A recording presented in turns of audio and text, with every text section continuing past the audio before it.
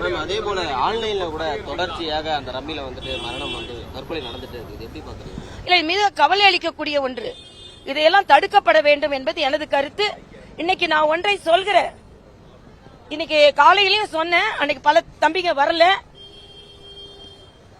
பாரதிய ஜனதா கட்சியை சார்ந்த ஒரு பாராளுமன்ற உறுப்பினர் ஹிந்தியில வக்ஃபோட பத்தி பேசுறாரு.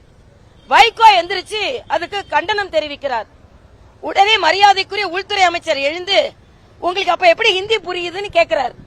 அப்ப நீங்க எல்லாம் ரெட்டை வேடம் தான் போடுறீங்க. ஹிந்தி படிக்கிறீங்க, ஹிந்தி உங்களுக்கு புரியுது, ஆனா தமிழக மக்களை ஏமாத்துறீங்க. இதற்கு சொன்ன உடனே வைகோ சொல்றார், தமிழ்நாட்டில் நீங்க கால் வச்சிருக்கீங்களா பாக்குறீங்க. உடனே மரியாதைக்குரிய நிர்மலா சீதாராமன் கடுமையான கண்டனத்தை தெரிவித்துக் கொள்கிறார். எந்த வைகோ, யார் இவர்கள் எல்லாம் தமிழகத்துல கால் வைக்க முடியாதுன்னு சொல்லிக் கொண்டிருக்கிறார்களோ, 2026 பாஜக கால் ஊன்றி பாஜகவின் கூட்டணி ஆட்சி 2026 நடக்கும் என்பதை உறுதியோடு சபதமாகவே ஏற்றுக்கொள்கிறோம். நாங்கள் அது எதுவுமே முடிவு செய்யப்படல.